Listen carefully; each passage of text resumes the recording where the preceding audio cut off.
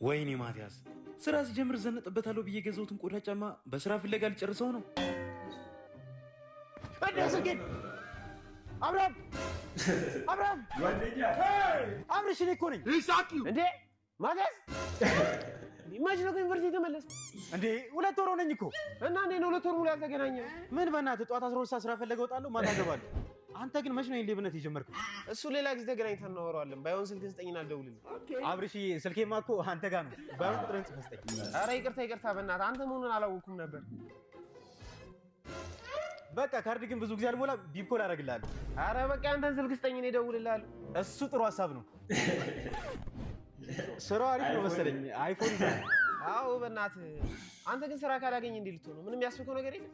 እኔማ እባክህ በተማርኩበት የኢንጂነሪንግ ሙያ ምንም ስራ ላገኝ አልቻልኩም። ባልተማርኩበት ልሰራለሁ። አረ በጣም አሪፍ ሀሳብ ነው። ቁጭ ከማለት ይሻላል። ግን ምን ለመስራት አሰብክ እንዴ? ማታ ሰራ